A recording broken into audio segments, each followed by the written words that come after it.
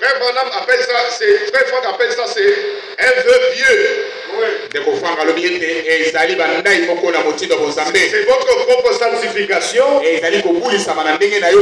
que nous appelons aussi la sanctification façon maison. Une sanctification qui ne vous amènera pas la justification. Nous allons considérer l'écriture qui a été utilisée par les frères. Nous sommes dans Matthieu chapitre 22. Depuis le verset 14. Car il y a beaucoup d'appelés, mais peu d'élus. Amen. Il y a beaucoup d'appelés, mais peu d'élus. Parce que les élus sont aussi des appelés. Mais la grande différence qui existe entre les élus et les appelés, c'est que les appelés ne continuent pas la marche. Les appelés croient au Seigneur Jésus-Christ comme leur sauveur personnel. Ils s'arrêtent là. Et à cause de cela, les appelés n'ont pas la foi biblique. Seuls les élus ont la foi biblique. C'est frère Franck qui en parle. Il dit les élus ont la foi biblique. On appelle aussi la véritable foi. Frère Franck appelle ça aussi la foi pour l'enlèvement. Donc pour que vous soyez enlevé, il faut que vous ayez la foi pour l'enlèvement. Alors frère Franck montre plus clairement. Il dit que cette foi-là, c'est lorsque vous croyez à la parole des promesses de votre jour. C'est lorsque vous croyez à la promesse qui doit s'accomplir dans votre jour. C'est alors que vous avez la foi biblique. On appelle aussi la véritable foi. Ou encore la foi pour l'enlèvement. Et puisque les appelés n'ont pas la foi pour l'enlèvement, c'est la raison pour laquelle ils ratent l'enlèvement. Et ils seront récupérés à cause de la trace du sang dans les jugements derniers. Ils vont rater les repas de noces. Ils vont rater le règne de 1000 ans. Mais ils sont récupérés tout à la fin du plan du salut. Ils sont jugés dans les jugements derniers pour entrer dans l'éternité. Donc la foi biblique, la foi véritable, ou encore la foi pour l'enlèvement, c'est lorsque vous croyez au message approprié pour votre temps. Nous allons lire cela pour que vous voyez que c'est frère Franck qui en parle. Et cette foi biblique-là, les appelés n'en ont pas. Parce qu'eux ne croient pas à la promesse de leur temps. Et c'est ainsi que nous disons clairement que les appelés ne naissent pas de nouveau. Ils ne peuvent pas naître de nouveau parce qu'ils n'ont pas la foi pour l'enlèvement. Parce qu'ils n'ont pas la foi biblique. Ils n'ont pas la foi véritable. Nous sommes dans les retours de Christ. Les frères doivent noter parce que vous serez posé des questions. Dans les retours de Christ, le frère Franck, la page 16. Frère Franck dit ceci. Il dit la foi biblique est toujours ancré dans les promesses correspondantes qui nous ont été données dans la parole. La foi biblique est toujours ancrée dans les promesses correspondantes qui nous ont été données dans la parole. Il poursuit. Il dit car autant il y a des promesses de Dieu, en lui est le oui et en lui l'amen.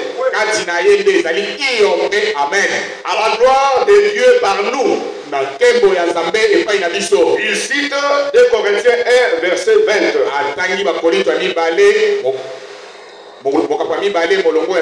La frère a expliqué la foi biblique. Là il dit la véritable foi. La véritable foi biblique prend sa source uniquement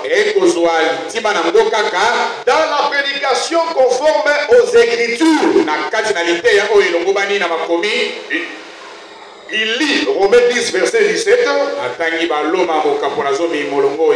Ainsi la foi est de ce qu'on entend et ce qu'on entend de la parole de Dieu. Il dit il en est ainsi pour le salut, la guérison et toutes les autres promesses.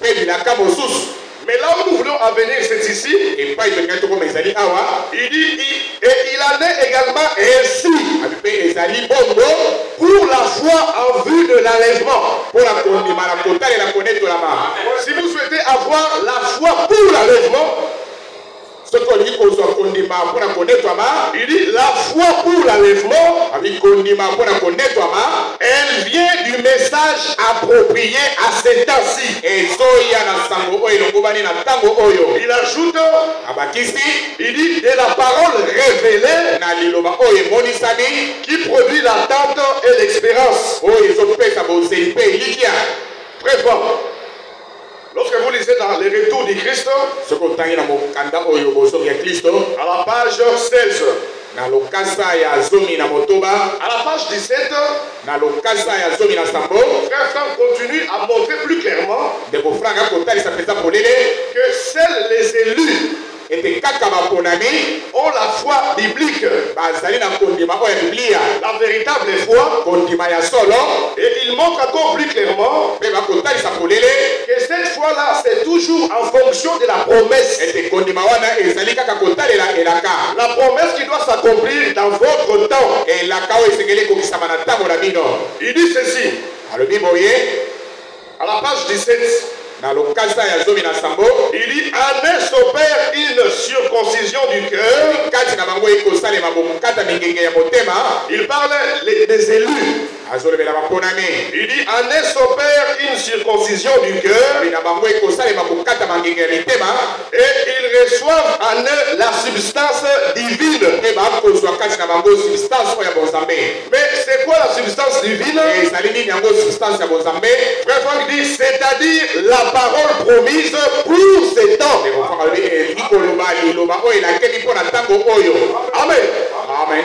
Il dit c'est par ces moyens qu'ils sont justifiés. Oui, donc seuls les élus sont justifiés. Parce que seuls les élus ont la foi pour la promesse de leur temps. Seuls les élus croient à la parole des promesses de leur temps. Mais les appelés ne croient pas à la parole des promesses de leur temps. C'est la raison pour laquelle nous disons que les appelés ne peuvent pas être justifiés. Et les appelés ne peuvent donc pas être nés de nouveau. Il poursuit en disant, Frère Franck, il lit Galates 4 verset 28. Il dit, mais à Isaac te sera appelé une sémence. C'est-à-dire, Ce ne sont pas les enfants de la chair qui sont des enfants de Dieu, mais les enfants de la promesse qui sont comptés pour sémences. Donc les élites sont des sémences. Parce qu'ils croient à la parole de la promesse de leur temps, qui est une sémence, et eux-mêmes deviennent aussi des sémences. Frère, Franck continue. Il dit la parole de la promesse et l'Esprit Saint promis sont reçus par les enfants de la promesse. Il dit c'est l'esprit d'adoption qui nous établit comme enfants de Dieu. L'esprit d'adoption qui nous établit comme enfants de Dieu. C'est que l'esprit, il dit c'est la parole des promesses et l'Esprit Saint promis. Il dit par cela même, comme héritier de Dieu, et nous devenons co-héritiers de Christ. Ça, c'est très fort. Lorsque nous avons longuement prêché ici, nous avons clairement montré que ce sont uniquement les élus qui sont justifiés, parce que c'est uniquement ces groupes-là qui naissent de nouveau. Pourquoi? Parce que eux, ils croient à la parole des promesses de leur temps. Nous avons été critiqués, mais ici, frère Franck montre ça plus clairement. Toujours sur la même page,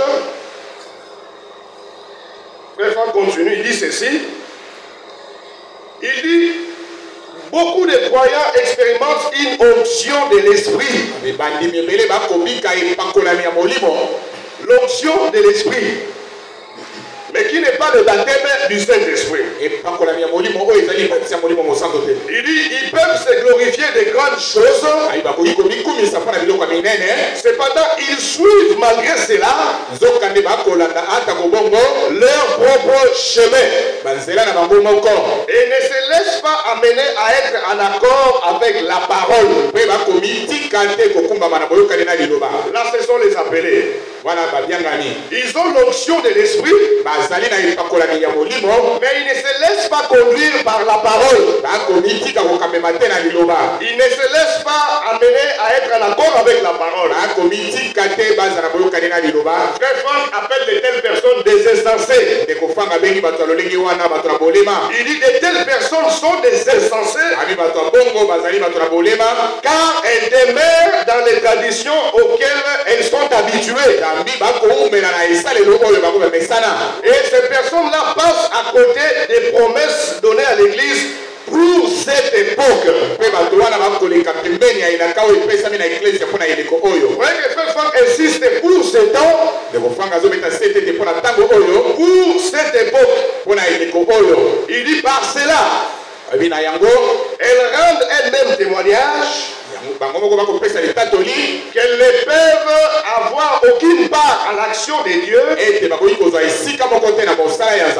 qui mène vers l'achèvement. De telles personnes ne peuvent pas être baptisées du Saint-Esprit.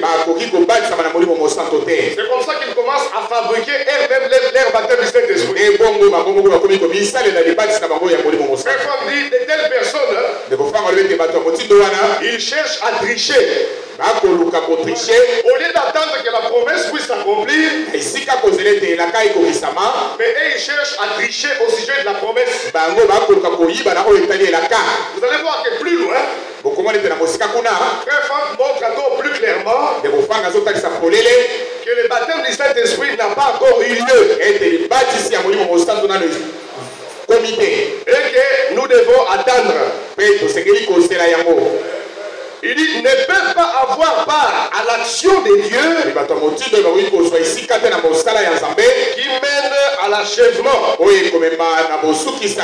Maintenant, la condition pour marcher avec Dieu, parce que tout le monde peut dire, je marche avec Dieu. Il dit, on ne peut marcher avec Dieu que lorsque l'on croit de tout son cœur les paroles des Écritures et que l'on reconnaît la promesse juste. La condition pour que vous puissiez dire que vous marchez avec Dieu, il dit c'est lorsque vous croyez de tout votre cœur les paroles des Écritures. Il dit mais aussi lorsque vous reconnaissez la promesse juste et concordant au temps présent. Ça c'est fait c'est lorsque vous reconnaissez cette promesse-là,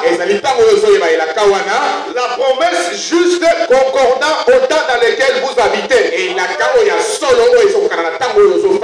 dit c'est dans ces conditions-là que vous pouvez dire que vous marchez avec Dieu. En dehors de cela, vous ne marchez pas avec Dieu. Il dit et c'est aussi en fonction de cela que vous pouvez dire que vous menez une vie agréable.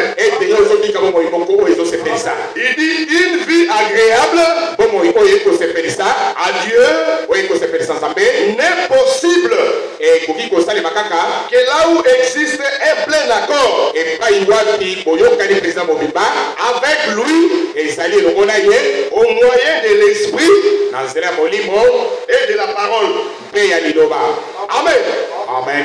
Donc la différence qui existe entre les appelés et les élus, la grande différence, c'est que les élus reconnaissent la promesse qui doit s'accomplir dans leur temps, et les élus croient à cette promesse. Et puisque les élus croient à cette promesse, ils naissent de nouveau. Alors ils ont l'esprit d'adoption. Ils ont la foi pour l'enlèvement. Mais les appelés n'ont pas cette foi-là. Parce qu'ils ne reconnaissent pas la promesse qui doit s'accomplir dans leur temps. Et à cause de cela, les appelés ne peuvent pas naître de nouveau. C'est seulement l'épouse de Christ qui naissent de nouveau. Les autres, ils ne peuvent en aucun cas naître de nouveau. Je vais lire ce que frère Branham dit ici. Dans l'âge des sardes, frère Branham montre que c'est seulement l'épouse qui naîtra de nouveau. Il dit mais les vierges folles et les appelés là ne peuvent pas naître de nouveau. Alors je n'avais pas noté les paragraphes. L'âge des sardes, nous allons donner le paragraphe après. Il dit ceci: les vierges folles et les justes dont il est parlé dans Matthieu 25 en font partie. Il dit dans cette catégorie, on trouve aussi ceux qui n'adorent pas la bête. Donc les appelés, le vierge folle, il dit, et qui ne se laisse pas entraîner dans le système de l'Antichrist, mais qui meurt à cause de leur foi. Ce sont des appelés, ce sont des vierges folles. Ils vont passer par les tribulations, ils seront mis à mort à cause de leur foi. Il dit, bien qu'ils soient bien qu'il ne soit pas de l'épouse. Pourquoi? Il dit car ils ne sont pas nés de nouveau. Ça c'est William Marion Branham. Il montre plus clairement ici que les appelés et même les vierges folles ne naissent pas de nouveau. Amen. Amen. Et puisque les appelés ne naissent pas de nouveau, c'est pourquoi ils sont pardonnés. Mais ils ne peuvent pas être justifiés. Parce que Frère Franck explique, il dit que la justification, c'est une seconde partie du pardon. On est pardonné, mais les péchés ne sont pas effacés. C'est ça la raison pour laquelle les appelés passeront par les jugements. Alors que les élus sont exemptés du jugement. Pourquoi? Parce que les élus obtiennent leur justification lorsqu'ils étaient encore sur la terre. Nous tels que nous sommes ici, en écoutant la parole de Dieu, nous sommes déjà jugés. Amen. Amen. Et puisque nous croyons à la parole des promesses de notre temps, nous sommes justifiés. Et c'est la raison pour laquelle nous ne passerons plus par les jugements. Nous passerons par les jugements de verdict, qui est le jugement de couronnement. Nous serons couronnés, chacun en fonction des œuvres que nous aurions accomplies lorsque nous étions encore sur la terre. Mais nous serons exemptés du jugement dernier, parce que le Seigneur nous a justifiés. Je vais lire encore, frère Franck, parce que j'aimerais appuyer toutes mes déclarations sur les citations de frère Franck, et même celles de frère Branham, pour que vous voyez vous-même que ce ne sont pas des choses qui viennent de nous. Amen. Ce sont des choses qui sont dites par l'homme mandaté du Seigneur. Et nous ne faisons que les répéter. Parce que nous ne montons pas la chair pour fabriquer des choses. Frère Franck, le christianisme traditionnel, page 85. Page 85. Il dit la justification est la seconde partie du pardon. Donc le pardon et la justification sont deux choses différentes. Il dit Dieu devait condamner l'homme parce qu'il s'était rendu coupable en vertu de la rédemption par le sang de l'agneau. La dette fut réglée. Oh, une accusation nouvelle ne peut plus être élevée contre nous. Pourquoi? Parce que nous sommes justifiés. Il dit même si Satan cherche sans cesse à le faire, Satan cherche à tout moment à accuser les élus de Dieu. Mais il dit, il essayera aussi cela auprès de Martin Luther, à qui la certitude de la foi avait été accordée, et en vertu de laquelle il s'écria, le juste vivra par la foi. Il dit la justification divine vient uniquement par la foi à la rédemption pleinement accomplie par le Seigneur Jésus-Christ. La justification vient uniquement par la foi à la rédemption pleinement accomplie par le Seigneur Jésus-Christ. Et nous avons déjà expliqué ça. Que la rédemption, c'est la mort et la résurrection du Seigneur Jésus-Christ. Les appelés et ils croient seulement à la mort. C'est comme ça qu'ils sont pardonnés. Mais ils ne peuvent pas atteindre la justification parce qu'ils ne croient pas à la résurrection du Seigneur Jésus-Christ. C'est comme ça qu'ils ne peuvent pas recevoir l'esprit d'adoption. Nous continuons la lecture. Frère fort. Toujours dans le christianisme traditionnel, il dit, de même que l'homme se tourne vers Dieu par la conversion, qu'il fait l'expérience de la fin de sa propre vie, et par la nouvelle naissance commence une vie nouvelle. Ainsi en est-il du pardon qui est lié aux souffrances et à la mort du Seigneur Jésus-Christ.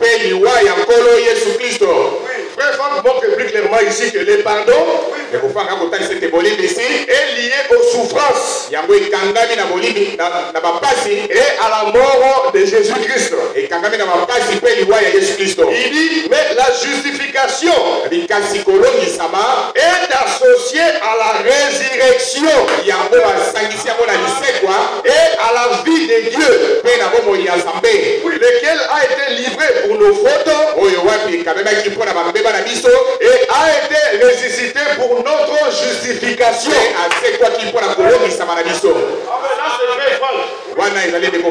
Donc les choses que nous enseignons, ce ne sont pas des choses fabriquées par nous-mêmes. Ce sont des choses qui sont enseignées par l'homme de Dieu mandaté. Il dit aussi certainement que Jésus est mort. Tout aussi certainement, le péché nous a-t-il été pardonné. Aussi certainement que Jésus est ressuscité,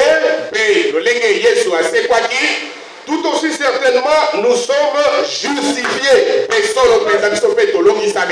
Une fois pour toutes. Amen. Amen. Donc on a bien compris par là que les appelés ne peuvent pas naître de nouveau. Parce que les appelés ne reconnaissent pas la parole des promesses de leur jour. Et puisque les appelés ne reconnaissent pas cela, les appelés ne peuvent pas naître de nouveau. Et donc les appelés ne sont pas justifiés à cause de ces refus de croire à la parole des promesses de leur temps. Ils vont rater l'enlèvement.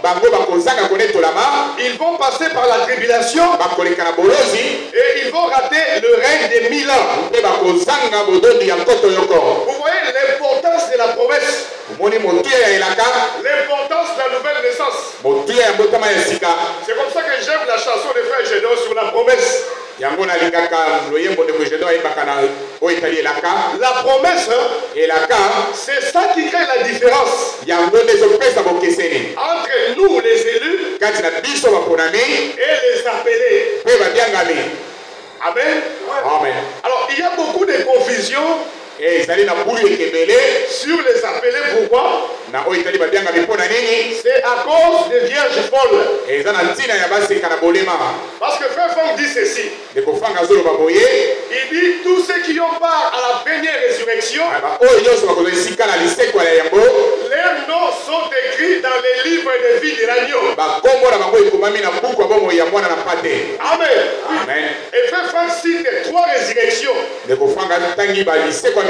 Il dit 3 résurrections sont considérées comme première résurrection.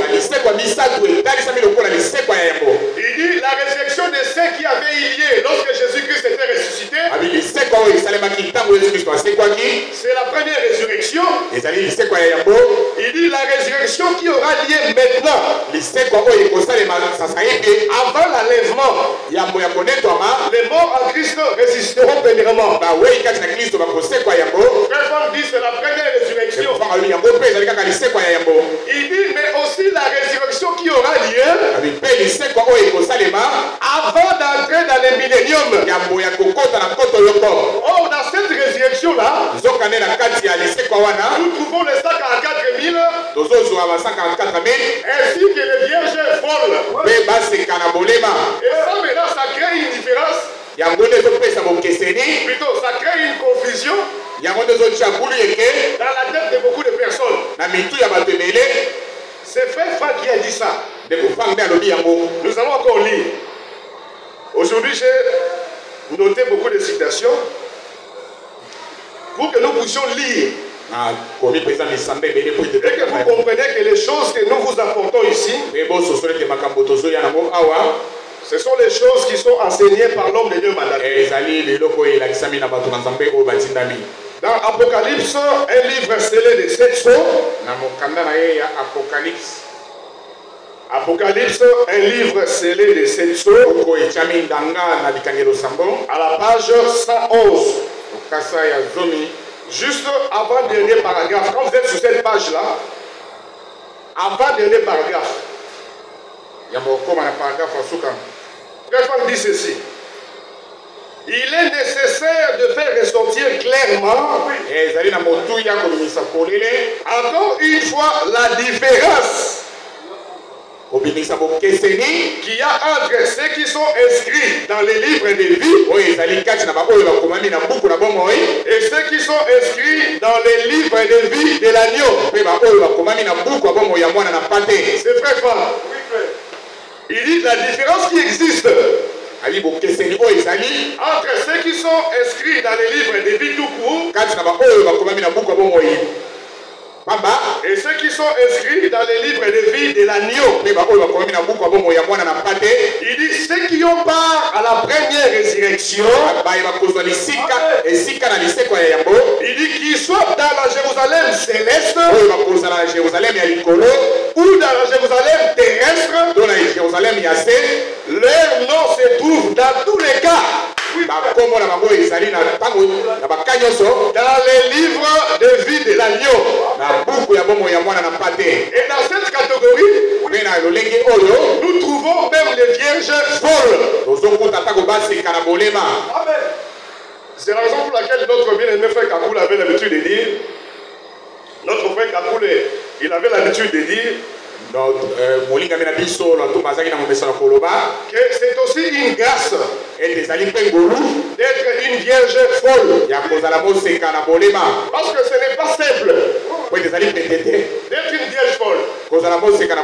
Parce que le vierge folle, ils passent par la tribulation, mais ils entrent dans les milléniums. Donc c'est une catégorie des appelés particuliers.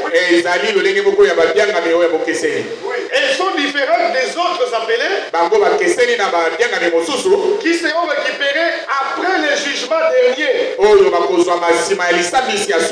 pour entrer dans l'éternité. Frère dit ceci. Leur nom se trouve dans tous les cas dans le livre de vie de l'agneau. Il dit, et ces noms-là ne peuvent pas être effacés ou retirés. Amen. Il dit c'est par sa préconnaissance que Dieu pouvait prédestiner. Il connaissait ceux qui les croiraient entièrement et qui les suivraient. Les noms de tous ceux qui sont sauvés et qui entre lors de la seconde résurrection dans la vie éternelle, il dit se trouve dans les livres des vies. Il dit c'est la raison pour laquelle lors de la dernière résurrection, les livres de vie de l'agneau n'est pas du tout mentionné. Donc toutes les personnes qui participent à la première résurrection ont leur nom inscrit dans les livres de vie de l'agneau. Dans cette catégorie-là, nous trouvons les patriarches. Les patriarches ici nous voyons les Abraham, les Jacob, et tous les prophètes de l'Ancien Testament. Nous trouvons également les 12 apôtres. Nous trouvons aussi les 144 000 juifs. Nous trouvons ici les vierges sages. On appelle aussi la troupe des vainqueurs. Mais aussi les vierges folles. Toute cette catégorie ici de personnes, ou encore des groupes, prennent part à la première résurrection. Frère Franck dit c'est la raison pour laquelle les noms sont inscrits dans les livres de vie de l'agneau. Et voyez ici il y a une différence.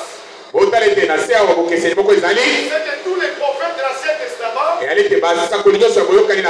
les apôtres, ainsi que nous les vierges sages, nous serons dans Jérusalem céleste. Alors que les 144 000 juifs, ainsi que les vierges folles, seront dans la Jérusalem terrestre. Oui, mais avant d'entrer dans la Jérusalem terrestre, cette catégorie ici que j'ai mis ensemble en bas, elle passe d'abord par les tribulations. Ensuite, elles seront ressuscitées et elles seront jugées.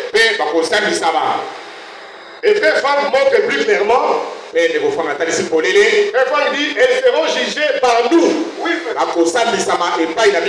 Frère Franck dit, les 12 apôtres vont juger les 12 tribus d'Israël. Et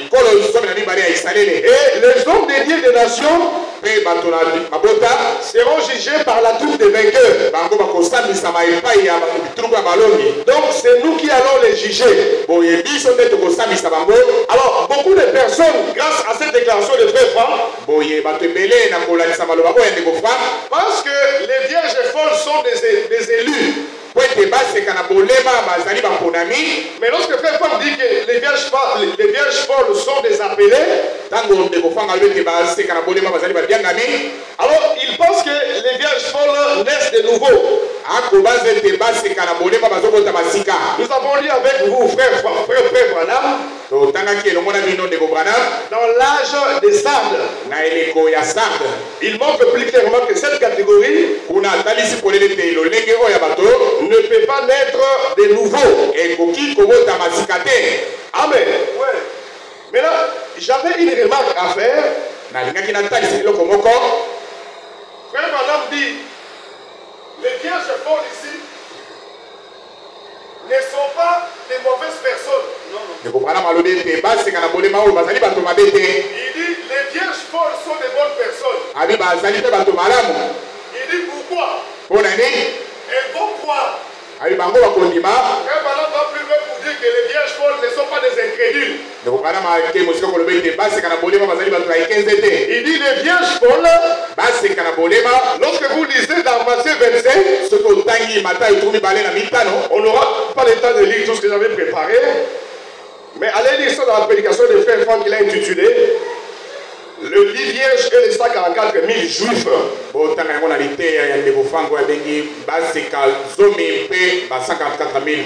Quand vous lisez à partir du paragraphe 154, on va quand même lire ça rapidement parce que c'est important. Il dit tout au long des âges, elles s'assoupirent et s'endormirent. Voyez-vous, tout au long des âges. Or, elles ne sont pas des perdus, mais elles se sont seulement assoupies et endormies. Elles sont dans l'attente.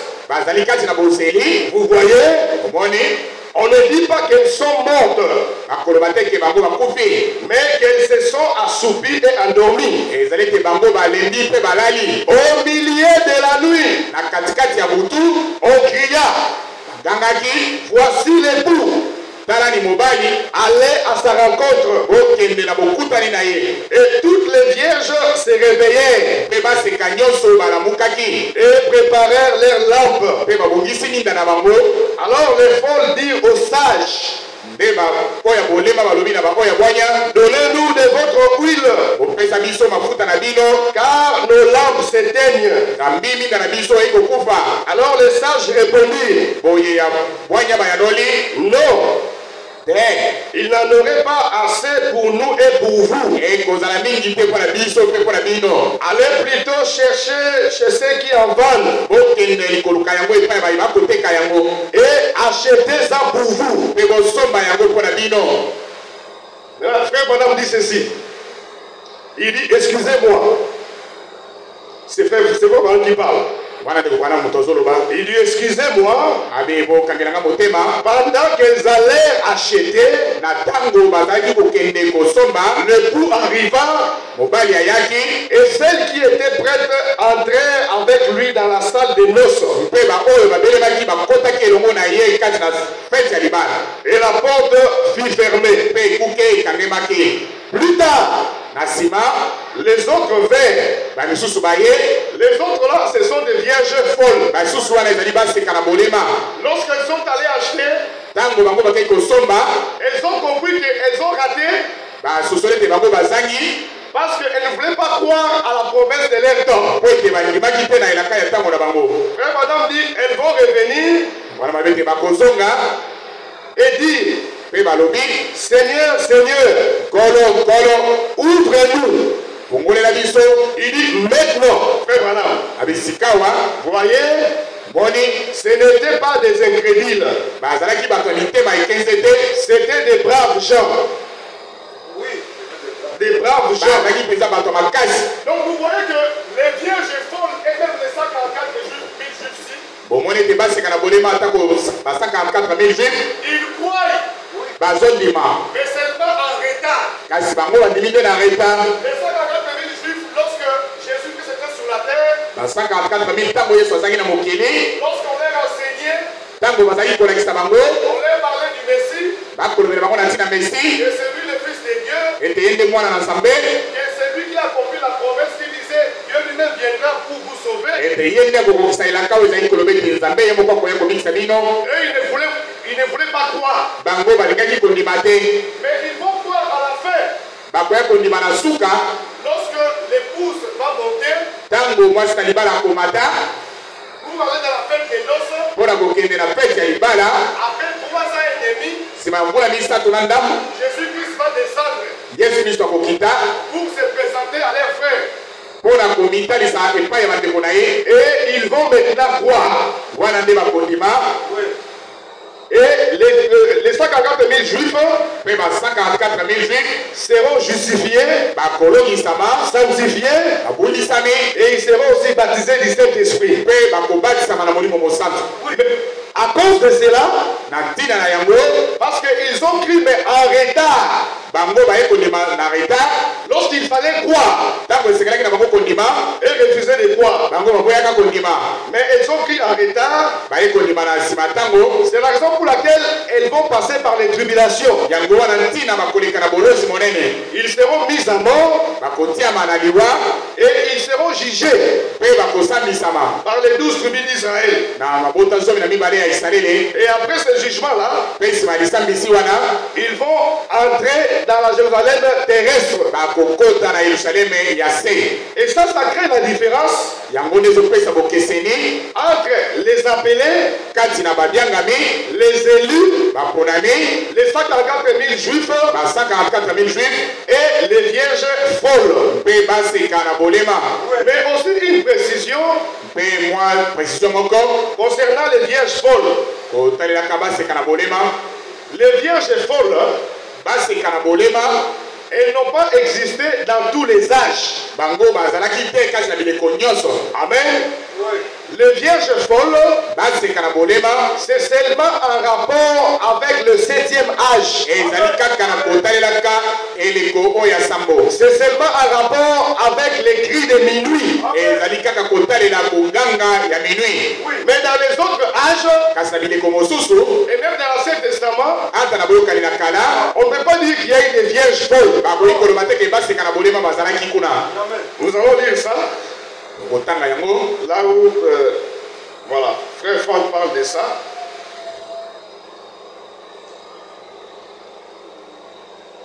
Toujours dans les retours de Christ, kaka na litere na ye bozongi ya kristo à la page 12.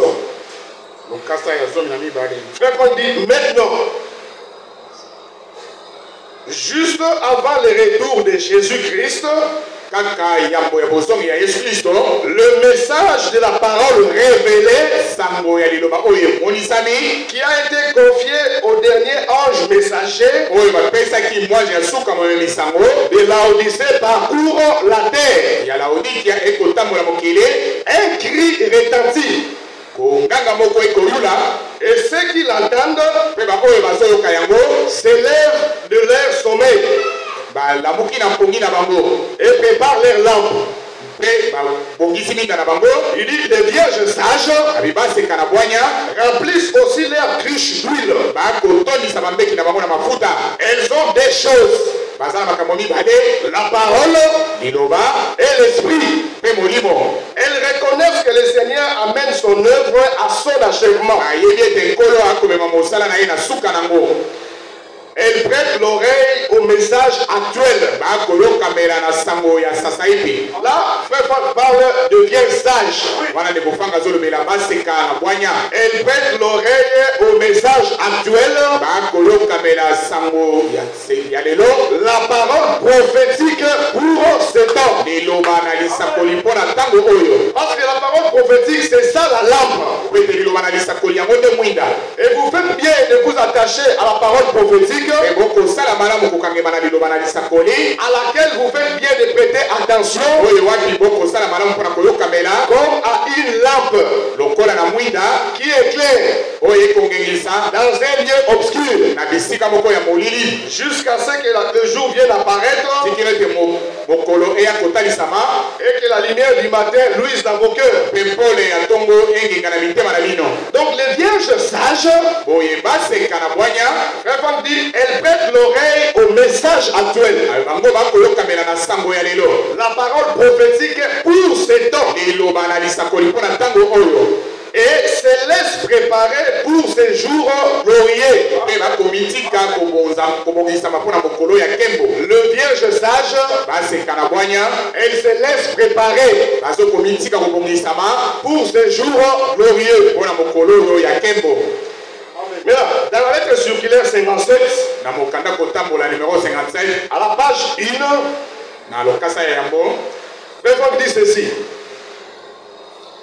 Le véritable serviteur de Dieu basali ya nzambe ya solo sont établis comme sentinelles sur le peuple de Dieu. batiami lokola basenzeli likolo ya libota na nzambe. Il cite Ézéchiel 3, 17. atangi Ezekiel 3, 17 Il dit conformément à Matthieu, kolandisa Matayo chapitre 25, okapo ya 25 le cri de réveil de minuit est particulièrement déterminant. bonganga ya bolamuki na butu ezali mpe eza na ntina. Il dit tout d'abord,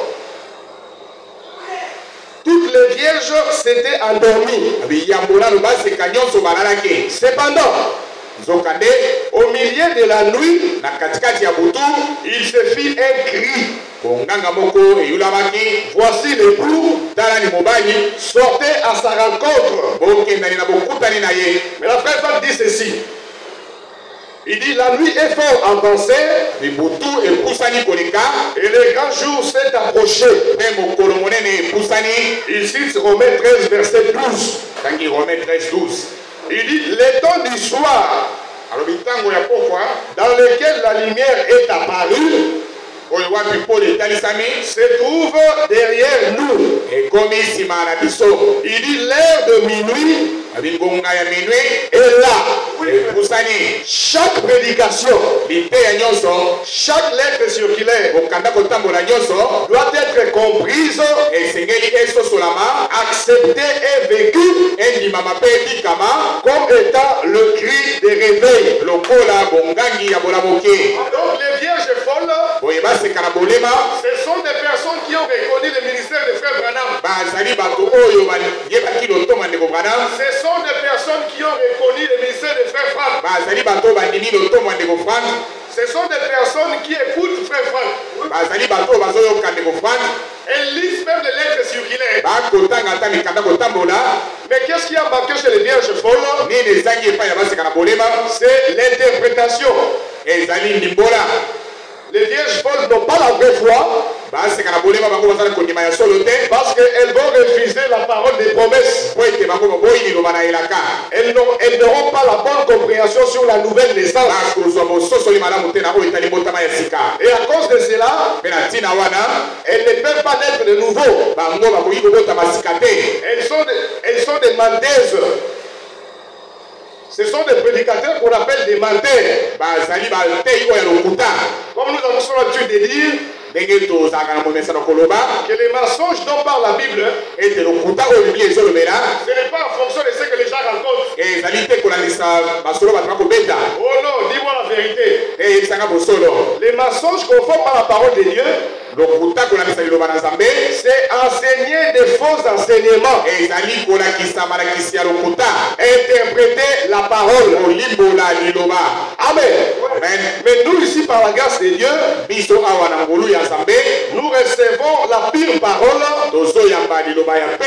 la manne fraîche, et nous sommes nés de nouveau. À cause de cela, c'est nous qui allons juger. Le vierge folle, c'est nous qui allons juger tous les autres appelés. Et c'est ça la grâce que Dieu nous a faite. Amen. Et frère Franck insiste. Il dit puisque Dieu nous a fait cette grâce-là, nous sommes appelés à nous aimer les uns les autres. En ceci, Jésus a dit, le monde verra que vous êtes mes disciples. Aimez-vous les uns les autres. Frère Franck a dit dans la prédication de mercredi que nous ne sommes pas appelés à nous combattre, mais nous sommes appelés à nous soutenir et à prier les uns pour les autres. Nous sommes des élus parce que Dieu nous a choisis avant la fondation du monde. Cela n'a rien à voir avec notre condition terrestre. Dieu n'a pas regardé parce que nous sommes riches. Il n'a pas regardé parce que nous parlons un bon français. Il n'a pas regardé parce que nous habitons dans des bonnes maisons. Dieu a vu que nous allions croire. Et à cause de cela, il nous a prédestinés avant la fondation du monde. Parce que Dieu nous a vus en Christ. Et ce que nous sommes appelés à faire, c'est à nous aimer les uns les autres. C'est à nous soutenir et à prier les uns pour les autres. Mais non pas à nous combattre. Frère dit, celui qui pense que Dieu l'a appelé à combattre son frère, ou encore celui qui pense que les combats que nous avons, c'est les uns avec les autres. Il dit cette personne-là n'a à encore rien compris. Le combat que nous avons, ce n'est pas entre nous, mais c'est contre les puissances de l'ennemi. Mais le Seigneur nous appelle à nous aimer les uns les autres. Amen. Amen. Parce que nous allons passer aussi par les jugements. Les jugements, le verdict, il dit nous les élus nous passerons aussi par ça. Il dit à cause de cela nous sommes appelés aussi à bien nous comporter lorsque nous sommes sur la terre. Lorsque je trouve qu'on est en train de critiquer mon frère, moi je ne peux pas entrer dans ce jeu-là. Lorsque je trouve qu'on est en train de critiquer ma soeur, je ne peux pas entrer dans ce jeu-là, mais moi je dois soutenir mon frère ou ma soeur. Parce qu'en cela, le monde doit voir que nous nous aimons les uns les autres. Jésus a dit c'est lorsque nous ferons cela que le monde verra que réellement nous sommes les disciples du Seigneur Jésus-Christ. Amen. Amen. Nous ne sommes pas appelés à nous juger les uns avec les autres. C'est Dieu lui-même qui nous juge. Nous sommes jugés actuellement par la parole du Seigneur. Et c'est lui-même qui va juger le monde. Nous ne sommes pas établis pour être les juges des uns des autres. Nous sommes des élus de Dieu. Dieu nous a fait grâce. Il nous a révélé sa volonté. Dans l'âge dans lequel nous habitons, il nous a révélé sa parole des promesses. Et c'est en fonction de cela que nous naissons de nouveau et que nous sommes des élus. Frère Franck Martel, il dit un élu se laisse insérer dans la volonté du Seigneur. Lorsque tu es un élu, toi tu n'as pas ta propre volonté. Mais toi tu te laisses insérer dans la volonté du Seigneur.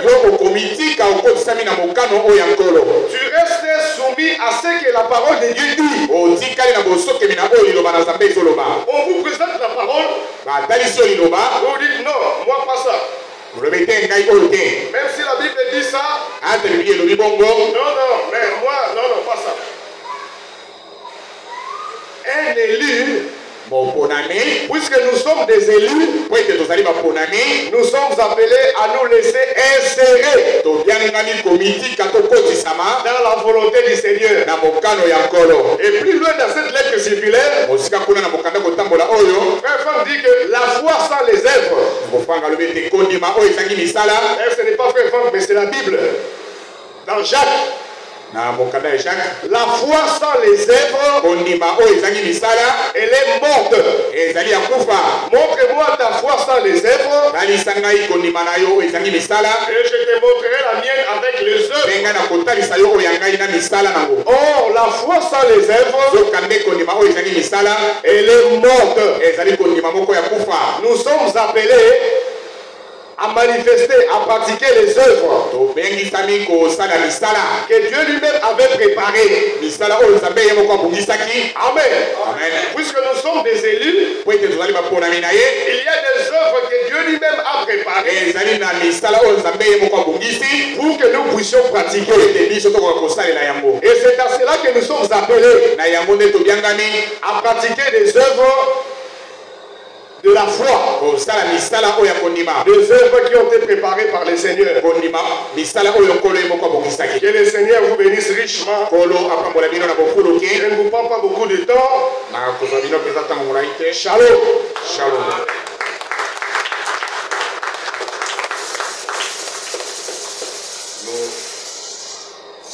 Nous remercions le Seigneur